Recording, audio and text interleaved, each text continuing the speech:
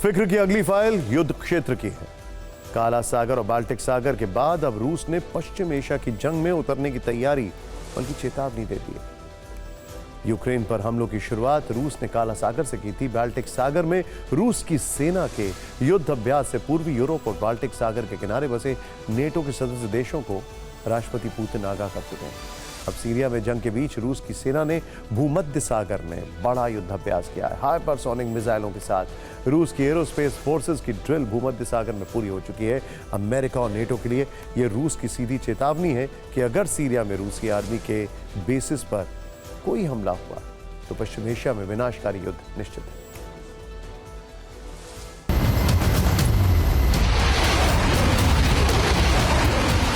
Ukraine के बाद अब रूस ने पश्चिम एशिया में अपना शक्ति प्रदर्शन तेज कर दिया है। रूस की नौसेना के युद्धपोत और पनडुब्बियों ने 3 दिसंबर को पूर्वी भूमध्य सागर इलाके में अपना अब तक का सबसे बड़ा युद्धाभ्यास किया। इस युद्धाभ्यास में रूसी नौसेना का पूरा जोर अपनी हाइपरसोनिक मिसाइलों पर है। युद्धाभ्यास में रूस ने युद्धपोत और पनडुब्बियों से जिरकॉन और कैलिबर मिसाइलें दागी तो रूस के मिग-31 फाइटर्स ने किंझल मिसाइलों की ताकत आजमाई।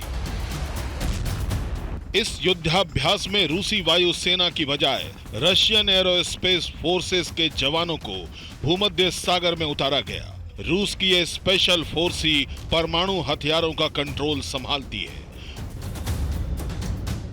रूस की जिरकॉन और किंझल जैसी हाइपरसोनिक मिसाइलों को न्यूक्लियर वॉरहेड से भी लैस किया जा सकता है। परमाणु मिसाइलों के साथ पूर्वी भूमध्य सागर में रूस की ये ड्रिल पश्चिम एशिया की जंग में रूस की दखल का सिग्नल मानी जा रही है।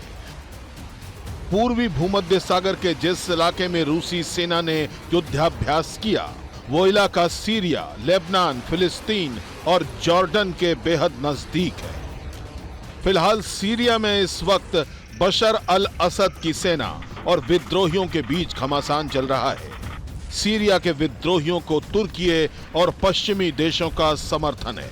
वहीं रूस की बशर अल असद के साथ पुरानी रणनीतिक दोस्ती है। इसलिए माना जा रहा है कि अगर सीरिया में रूस के सैनिक अड्डों पर कोई हमला हुआ तो रूस इस जंग में सीधे तौर पर शामिल हो सकता है। रूस के युद्धाभ्यास का संकेत भी यही है कि वो बाल्टिक सी और काला सागर में यूक्रेन और यूरोप के साथ साथ भूमध्य सागर में भी जंगी मोर्चा खोलने के लिए तैयार है।